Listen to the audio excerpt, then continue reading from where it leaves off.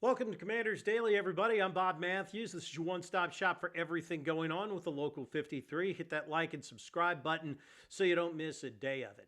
All right, let us go ahead and start out with the final day of minicamp. Now, after today, everybody is on vacation for the next 40 days. Look at it as right after the British Open is when things get real and training camp starts. That's literally about 5 weeks from now. And we want to start today, before we even get to minicamp notes, by giving you a little bit more information on wide receiver Noah Brown. Okay, I know. When we recorded yesterday, he had literally just been taken off the field. We didn't know a whole lot. And then by the time all of you were out there watching it, I know the reports surfaced that he was carted off the field. I know the Athletics' Ben Standig, fabulous reporter, by the way, mentioned that I guess the cart kind of hit a bump or something, and you heard Noah kind of cry out in pain. So Dan Quinn addressed Noah Brown in his press conference today right after practice. He did let it slip that they're getting him an MRI. So they're not going to know anymore until they get an MRI. And then when somebody asked an MRI for what, all Quinn said after that was, yeah, we're going to wait on the MRI. Okay. We're big about reading between the lines here based on the experience that we have covering the team and covering the league. You get a quote like that, you get a statement like that from the coach, probably not good news. Again, we don't know for sure, but that definitely sounds like something is very wrong. And as a couple of people said yesterday, maybe time to start looking into the free agent pool for a replacement. So again, officially, as of this recording right now, all we know is that they're waiting on an MRI for Noah Brown. That should happen sometime today. They should get the results, they say, sometime tomorrow. As soon as we get some information on it, obviously, we'll pass it along to you in the next show. All right, what else is going on out there? Well, and again, we'll be talking. I'll give training camp notes for you in just a second. But there is a little bit of stadium news out there. And again, we talked about this when we first heard about the preliminary agreement, the deal that Mayor Bowser made with Josh Harris, whatever. There were going to be a lot of twists and turns in this. Well, consider this another twist and turn. A couple of outlets in the DMV reporting that, and again, here are the headlines: RFK Stadium deal in jeopardy as Bowser, Mendelson, that's Phil Mendelson, one of the council people that is not really on board right now with the stadium right now. They say clash over approval timeline. Okay, again, what has to happen is this is supposed to be approved by July 15th. If that doesn't happen, then, as Mayor Bowser said, the team can start negotiating with Virginia, can start negotiating with Maryland, whatever. All right. Couple of things on this to where you don't have to start worrying about the whole thing being dead. Now, again, if council doesn't act soon, the terms would expire, and that would technically leave Harris and his team, able to explore other options in Maryland and Virginia. Couple of things here. They know what they've got in Maryland right now, and it's a pretty good deal. I'll give you that. Virginia's not going to happen. It just, I don't see the political will there for that to happen. And again, the key word there is could. Okay? What Harris and his partners want is to be the driving force in developing a completely vacant plot of land in the district. They've seen what happened with Nationals Park and all the development there. This is a gold mine they're sitting on here.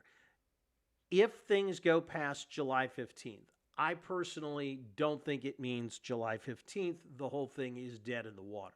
And I think this is probably a bargaining tool for council members who are lukewarm on this to maybe get some more concessions from both the team and from Mayor Bowser.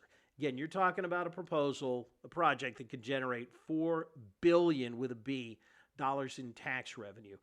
They're not just going to walk away from that. And again, Harris wants the stadium in the district. The stadium needs to be in the district. So I don't think that it's as bad as the headlines make it out to be. Remember, headlines are just that. They're headlines. They're designed to grab your attention.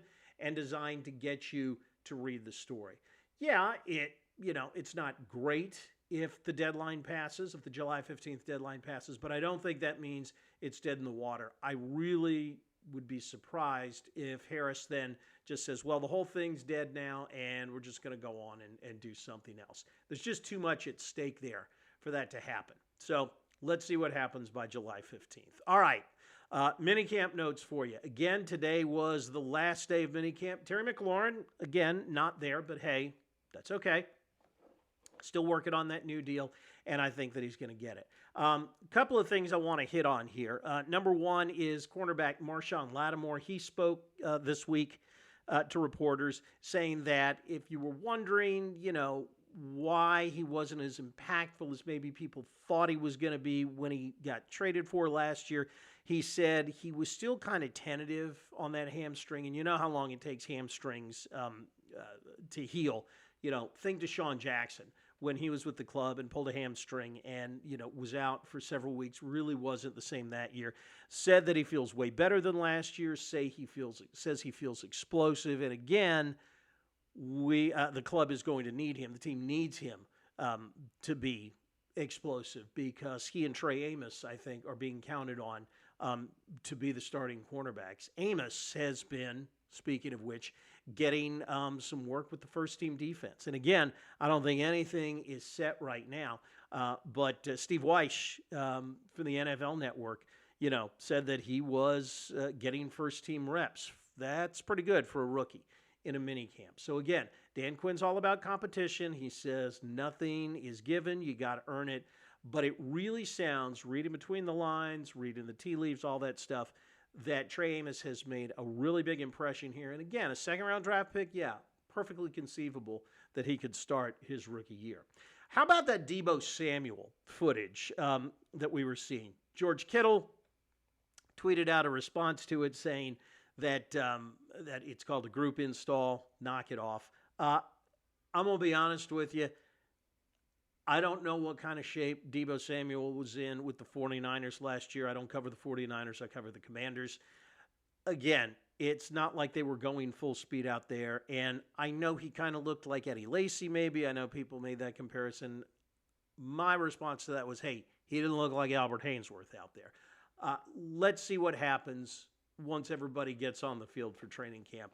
Got a feeling, all things considered, that Deebo Samuel is going to be ready to go and is going to be just fine by the time we get to training camp. Finally, and it's something we like to do here on an occasional basis, but been getting a lot of comments, and I just wanted to shout out some of you that have recently subscribed, and thank you again for doing that so much. We do this for you.